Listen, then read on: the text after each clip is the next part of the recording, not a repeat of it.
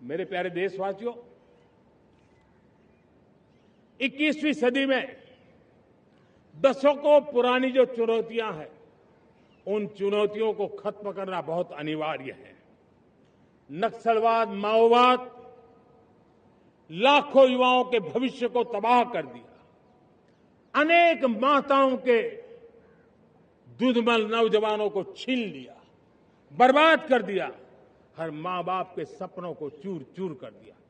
इस नक्सलवाद ने 4 दशक तक हिंदुस्तान के बहुत बड़े हिस्से को, बहुत बड़ी आबादी को दबोच करके रखा था, बंदूक के नोक पर दबोच करके रखा था, संविधान की धज्जियां उड़ा दी थी और देश के सामान्य नागरिकों की रक्षा में 3,500 से ज्यादा हमारी पुलिस के, सुरक्षा बल के जवान शहीद हो गए।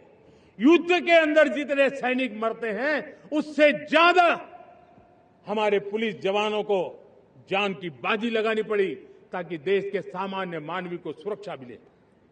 ये नक्सलवाद ने धरती को लहूलुहान कर दिया था।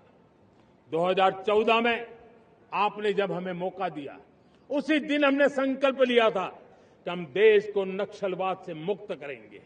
और आज मुझे खुशी है कि नक्सली माओवादी हिंसा आखिरी सांस भी शायद रहने की अब तो ताकत नहीं रही है।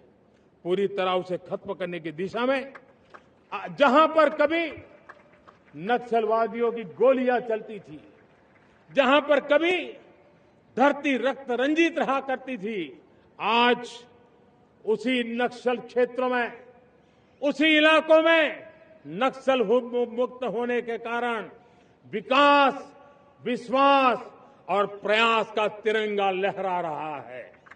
मेरे प्यारे देशवासियों, लेकिन इस चुनौती को हमने कम नहीं आंकना है। इस चुनौती से हमें और भी सावधान रहने की जरूरत है।